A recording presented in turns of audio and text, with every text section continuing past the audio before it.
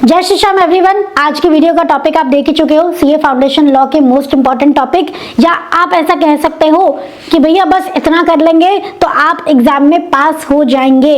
Important topic में discuss करने वाली हूं जो एग्जाम में आने के बहुत ज्यादा चांसेस है। आप एक तरीके से इसे पेपर प्रेडिक्शन वीडियो भी कह सकते हो, ठीक है।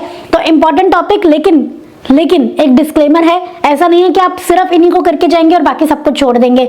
बाकी जो भी आपने कंटेंट किया है, जितना भी आपने प्रिपरेशन किया है, 80% 90% सारा रिवाइज करके जाएंगे। इन इंपॉर्टेंट टॉपिक को आपको प्रायोरिटी देनी है। जब आपके पास टाइम कम होगा, जैसे आप एग्जाम वाले दिन जा रहे हो और सुबह आपको रिवाइज करना है, तो आप इन टॉपिक को प्रायोरिटी देंगे। रिवीजन करने बैठ रहे हो, समझ में नहीं आ रहा है कहाँ से रिवीजन करूं, तो इन टॉपिक को प्रायोरिटी देंगे। पहले इनको रिवाइज करो, फिर टाइम बचता है तो बाकी चीजें रिवाइज करोगे।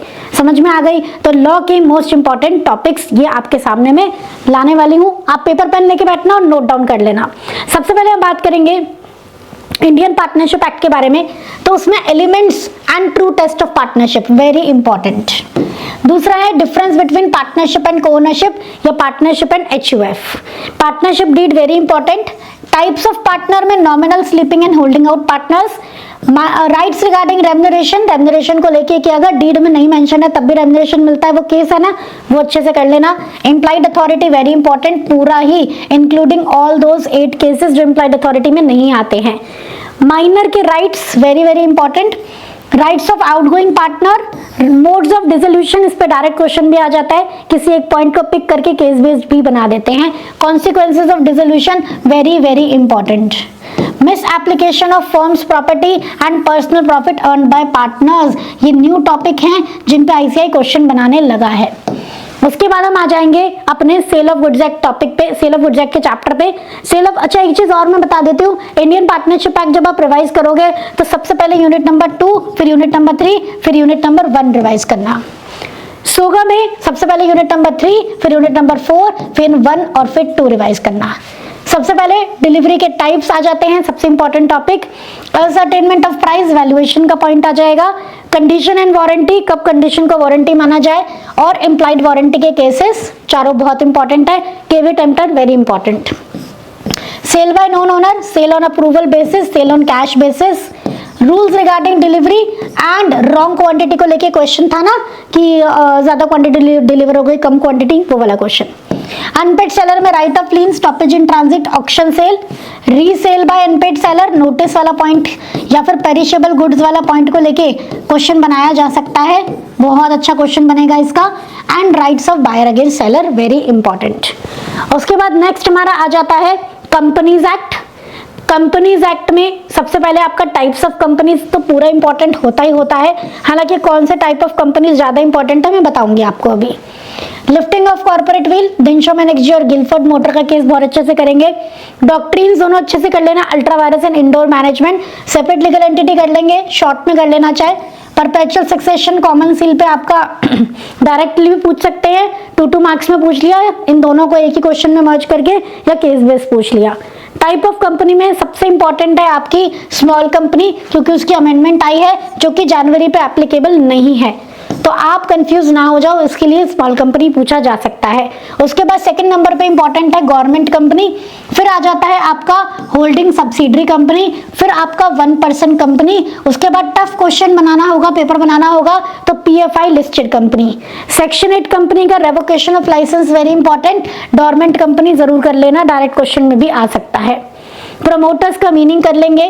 Content of memorandum of association तो कम चांसेस है, object of registering of memorandum very important, और एमओए एओए का रजिस्ट्रेशन का इफेक्ट वेरी इंपॉर्टेंट, ठीक है, ये बहुत अच्छे से कर लेंगे।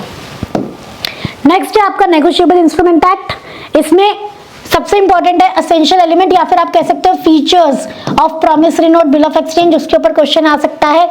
उसके बाद चेक्स के ऊपर, cheque in electronic form, truncated cheque पे आपका डायरेक्ट क्वेश्चन आ सकता है, क्योंकि रियली पूछा जाता है, तो अगर टफ पेपर बनाना होता है तो पूछ लेते हैं। इनकोइट एम्बिगो, इसमें से कोई एक आ जाएगा, करना तो दोनों पड़ेगा, कौन सा आएगा तो पता नहीं ना। Delivery of instrument actual constructive very important. Dishonour condition मतलब सेक्शन 138 पूरा ही बहुत इंपॉर्टेंट है। रूल ऑफ कॉम्पनसेशन अच्छे से करेंगे। प्रेजेंटमेंट के रूल्स एंड केसेस जब प्रेजेंटमेंट जरूरी नहीं है, ये सारी चीजें 7 topics very very very important. उसके बाद इंडियन कॉन्ट्रैक्ट एक्ट सीक्वेंस क्या रहेगा, यूनिट 632984751, इस सीक्वेंस में आप यूनिट को रिवाइज करोगे। यूनिट 1 और 2 में वॉइडेबल कॉन्ट्रैक्ट वेरी इंपॉर्टेंट, मतलब टाइप ऑफ कॉन्ट्रैक्ट आप लिख लो, टाइप्स ऑफ कॉन्ट्रैक्ट क्वेश्चन आ सकता है, पूरा ही इंपॉर्टेंट है। Offer versus invitation to offer. Unit 2 में validity of agreement without consideration. Unit number 3 में माइनर अनड्यू इन्फ्लुएंस। एक और टॉपिक लिखो, misrepresentation, misrepresentation and agreement oppose to public policy के सारे पॉइंट बहुत इंपॉर्टेंट है। यूनिट 4-5 में supervening impossibility, discharge by mutual consent, novation, alteration, rescission, रेमिशन वाला। टाइप्स ऑफ डैमेजेस में ordinary, special, nominal, liquidated damages versus penalty आपका direct question में आ सकता है। इसमें से मुझे ऐसा लगता है एक एक्सेप्शन था ना, गवर्नमेंट के साथ कॉन्ट्रैक्ट करते हो तो पेनल्टी लग सकती है, वो वाला पॉइंट बहुत अच्छे से कर लेना। यूनिट 6 और 7 में कंटिंजेंट और वेजरिंग कॉन्ट्रैक्ट। वेजरिंग कॉन्ट्रैक्ट के केसेस जहां पे वेजरिंग दिख रहा है पर वॉइड नहीं होता है, वो वाले पॉइंट आ सकते हैं। क्वाजी कॉन्ट्रैक्ट में फीचर्स अच्छे से कर लेना, केसेस तो आप कर लेते हो, फीचर्स भूल जाते हो। एंड यूनिट नंबर 7 में डिस्चार्ज ऑफ श्योरिटी पूरा अच्छे से कर लेना, कोई ना कोई एक क्वेश्चन उसमें से फंसता ही फंसता है। यूनिट 8 और 9 में duties of bailor bailee, finder of lost goods. Unit number 9 में agency by ratification and termination of agency, कब एजेंसी टर्मिनेट नहीं हो सकती है वो भी कर लेंगे। Sub agent versus substituted agent. बाकी यूनिट 7, 8, 9 में जितने भी डिफरेंसेस पढ़ते हैं, जैसे जनरल लीन, पर्टिकुलर लीन, वो सब कर लेना। बेलमेंट वर्सेस प्लेज सब कर लेना, ठीक है। चलिए उसके बाद हम आ जाते हैं इंडियन रेगुलेटरी फ्रेमवर्क, एलएलपी बाद में देखेंगे। इंडियन रेगुलेटरी फ्रेमवर्क में type of laws, enforcement of law, law का प्रोसेस हो जाएगा, इंडियन जुडिशियल सिस्टम हो जाएगा। हिस्ट्री वाला पार्ट ऊपर वाला मत करना जो स्टार्टिंग में था। रेगुलेटरी बॉडीज में एमसीए, सेबी और आईबीबीआई और एक आरबीआई, ये चारों अच्छे से कर लेना। एंड उसके बाद आपका आ जाता है limited liability partnership act. LLP में आपका बॉडी कॉर्पोरेट और small LLP very important. Minimum number of partner 2 होने चाहिए, 2 से कम हो गए तो क्या होगा। एलएलपी का इनकॉर्पोरेशन प्रोसेस, रजिस्टर्ड ऑफिस का प्रोविजन, चेंज का प्रोविजन, चेंज ऑफ नेम, अगर नाम एलएलपी का किसी और एलएलपी कंपनी से सिमिलर हो गया तो क्या होगा। And LLP versus company, LLP versus partnership, very important. Differences तो बेटा सारे ही इंपॉर्टेंट है, कोई भी टकरा सकता है एग्जाम में, बट ये ज्यादा मुझे चांसेस लगते हैं। समझ में आई आपको सारे?